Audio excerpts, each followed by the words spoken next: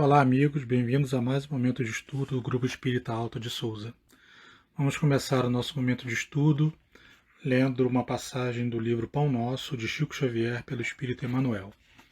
Número 26, Trabalhos Imediatos. Apacentai o rebanho de Deus que está entre vós, tendo cuidado dele, não por força, mas espontaneamente, segundo a vontade de Deus, nem por torpe ganância, mas de ânimo pronto. Pedro, capítulo 5, versículo 2. Naturalmente, na pauta das possibilidades justas, ninguém deverá negar amparo ou assistência aos companheiros que assinam de longe com solicitações razoáveis. Entretanto, constitui-nos obrigação atender ao ensinamento de Pedro quanto aos nossos trabalhos imediatos. Há criaturas que se entregam gostosamente à volúpia da inquietação por acontecimentos nefastos, planejados pela mente enfermiça dos outros, e que provavelmente nunca sobrevirão. Perdem longo tempo receitando fórmulas de ação ou desferindo lamentos inúteis. A lavoura alheia e as ocorrências futuras, para serem examinadas, exigem sempre grandes qualidades de ponderação. Além do mais, é imprescindível reconhecer que o problema difícil, ao nosso lado ou à distância de nós, tem a finalidade de enriquecer-nos a experiência própria, habilitando-nos à solução dos mais intrincados enigmas do caminho. Eis a razão pela qual a nota de Simão Pedro é profunda e oportuna, para todos os tempos e situações. Atendamos aos imperativos do serviço divino que se localiza em nossa paisagem individual, não através de constrangimento, mas pela boa vontade espontânea, fugindo cada vez mais aos nossos interesses particularistas e de ânimo firme e pronto para servir ao bem, tanto quanto nos seja possível. Às vezes, é razoável preocupar-se o homem com a situação mundial, com a regeneração das coletividades, com as posições e responsabilidades dos outros, mas não é justo esquecermos-nos daquele rebanho de Deus que está entre nós. Elevemos nosso pensamento para esse momento de oração. Senhor, agradecemos a oportunidade de mais um momento de estudo, agradecemos os ensinamentos que nos são apresentados e que nós possamos fazer o melhor possível com eles, que nós possamos torná-los parte de nossas vidas.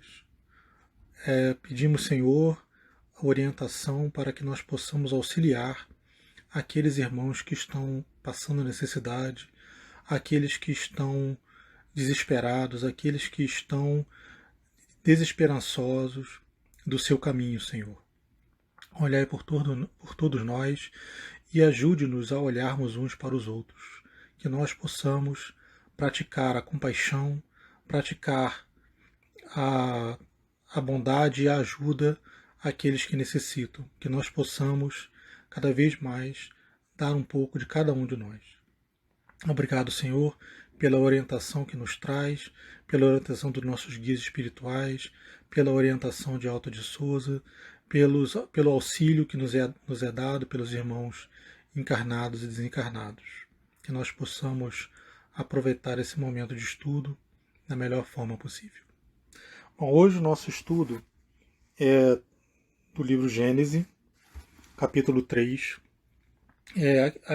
Hoje a gente vai continuar o estudo que foi feito nas 2 semanas anteriores, nesse mesmo horário, que era sobre o capítulo 3, né, falando do bem e do mal.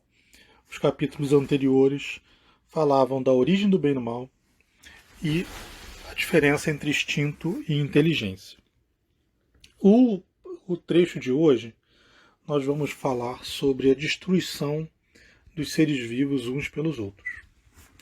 Quando a gente fala do bem e do mal, o próprio livro do Gênesis nos lembra, né, que é meio, às vezes pode parecer meio esquisito, por que Deus criou o mundo, criou as coisas de forma que os animais precisam se destruir para se alimentar, né?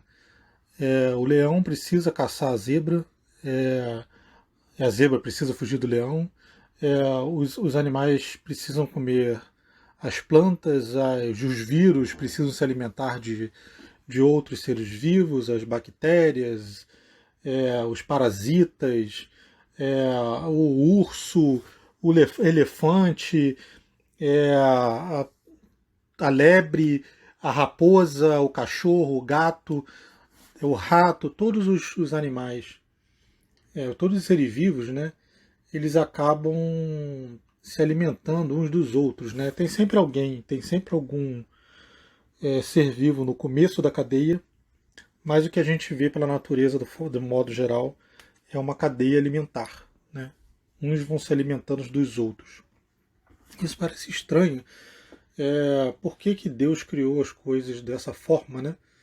E a gente poderia imaginar que de repente não foi Deus que criou, mas conforme a gente já vem estudando no livro do Gênesis, a gente sabe que a criação é obra de Deus, que Deus é infinitamente justo e bom, e que se alguma coisa a gente não entende, né, o mais provável é que o problema esteja no nosso entendimento e não no como Deus quis criar ou como Deus criou as coisas.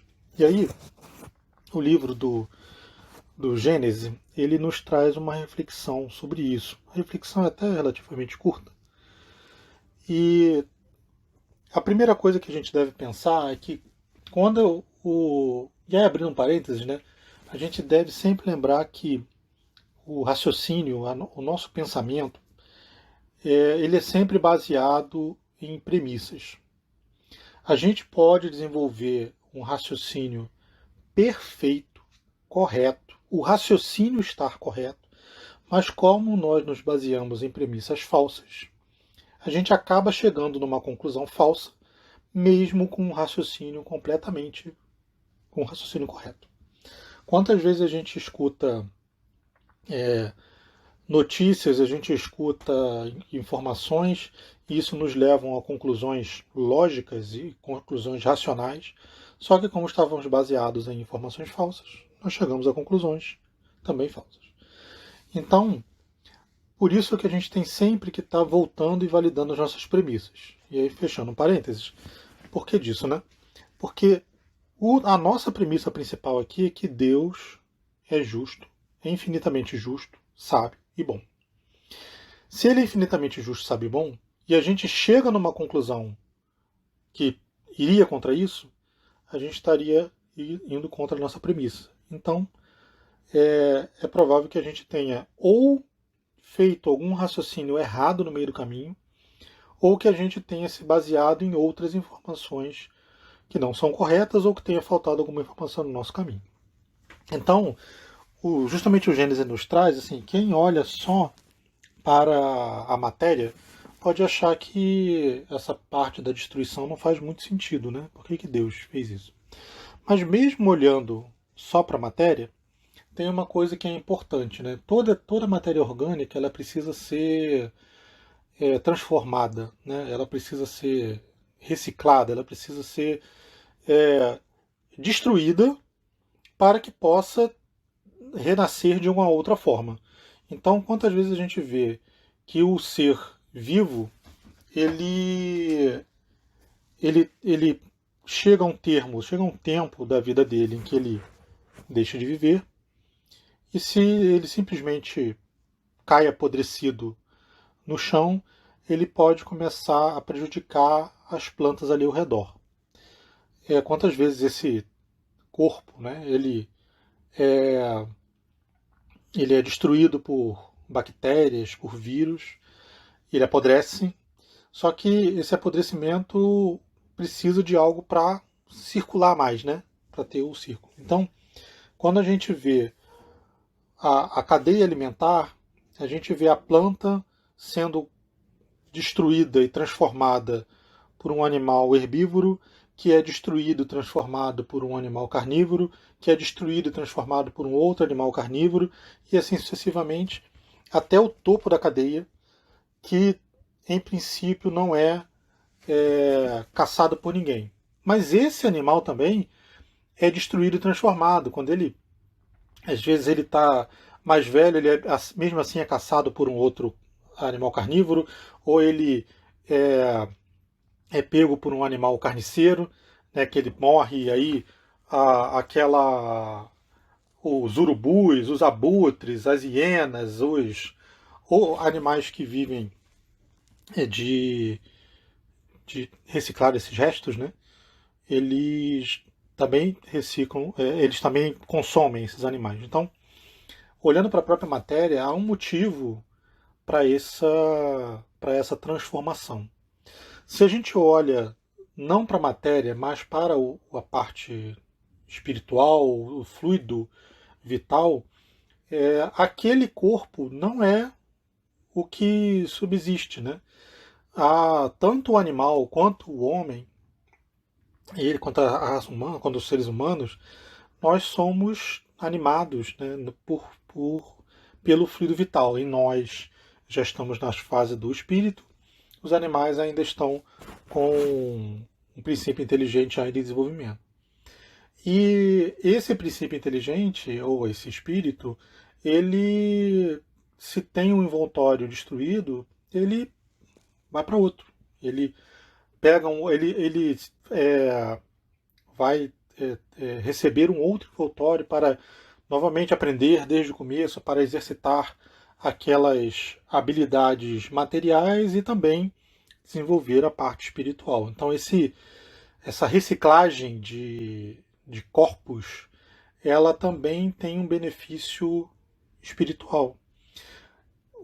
A outra parte do desenvolvimento que o Gênesis nos traz também é que, especialmente nos seres que são guiados por instinto, né, dos seres, os animais, a principal coisa que os move o que os move são as necessidades materiais.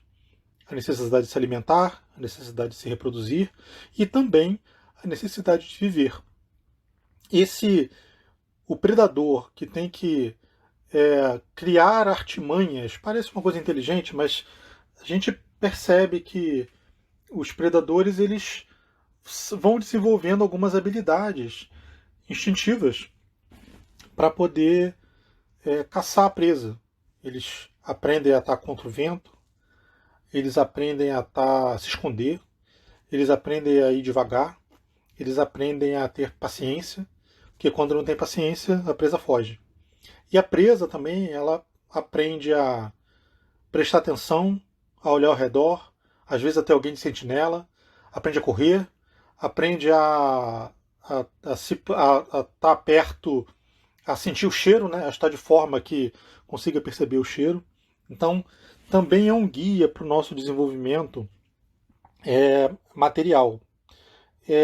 Então, a luta, do modo geral, tanto a luta moral quanto a luta material, ela é uma forma de desenvolvimento do princípio inteligente. Ela é uma forma de desenvolvimento do espírito, né? E a gente está no mundo de transição. A gente está, conforme vai passando, a gente cada vez menos vai tendo necessidade de satisfazer esse instinto animal ou essa necessidade material. A gente vai se depurando. Nosso corpo ainda precisa disso.